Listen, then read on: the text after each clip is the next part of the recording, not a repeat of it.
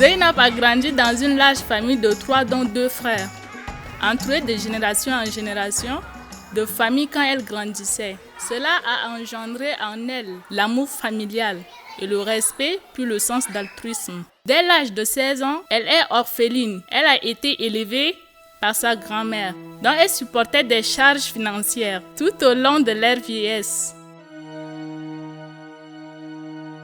Étant adolescente, elle travaillait toujours dans sa communauté afin de subvenir aux besoins des démunis. Cependant, la vie n'a pas été facile avec elle. Elle s'est mariée et a enfanté 2 enfants. Son premier mari est mort à la 2e année de leur mariage. Elle se remarie et enfante 2 enfants qui malheureusement sont morts. Aucun parent aurait aimé enterrer ses enfants. Zainab a enterré 2 de ses filles et son mari. La vie est cruelle.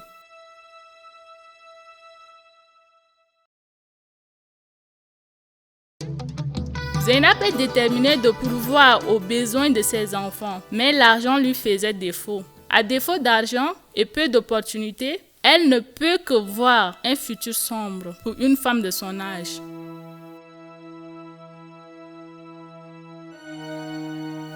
Son mari a un ami dont Zainab le connaissait à peine, bien que ce dernier était gentil, mais elle a du mal à se confier. Après quelques mois de vie misérable, de mendicité et déception à subvenir aux besoins de ses enfants, l'homme est venu la voir. Ça ne va pas continuer comme ça. Il disait: Mes frères et moi, nous prendrons soin de toi. Nous allons subvenir à tes besoins, corps et âme. Nous t'implorons d'embrasser la foi religieuse et tu manqueras de rien. L'homme disait: Zainab. Zainab a expliqué à ses amis. Il m'a, disait l'une. C'est bien beau pour être vrai, disait une autre. Mais quelle autre option elle en avait? Zainab suit l'homme et joint le groupe.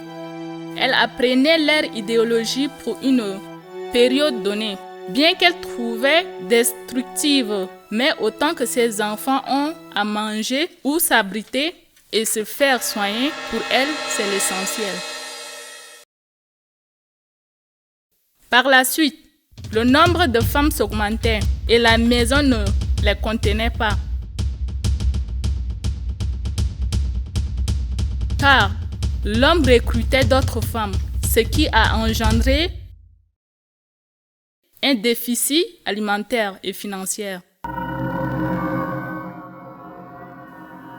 L'homme lui proposait une option. Pour le moment, vous devez être un martyr pour défendre notre cause. Il disait: Dieu a un plan pour toi. Avec cette ceinture de bombes autour de hanches, va au marché et détonne ta charge afin de tuer nos ennemis. Zainab disait: Mais dans ce marché où j'y vais, j'ai des amis qui travaillaient là, des gens dont je respecte et des innocents. De notre côté, c'est qu'ils sont contre nous, disait l'homme.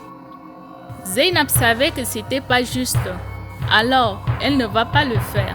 L'homme était en colère. Les quelques derniers jours passés dans le groupe a déclenché en elle la nostalgie de sa commune et ses actes de bienveillance envers la famille, les amis, les moments chaleureux passés avec ses enfants.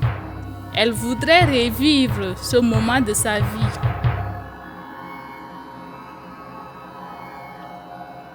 Elle a pu finalement s'échapper du groupe et voici son histoire. Je suis ravie de la raconter, d'être la personne qui l'a donnée, l'opportunité d'extérioriser sa voix comme elle voudrait en faire. Elle racontait à quiconque en son chemin faisant. Ça a été facile. C'est bien beau d'être vrai.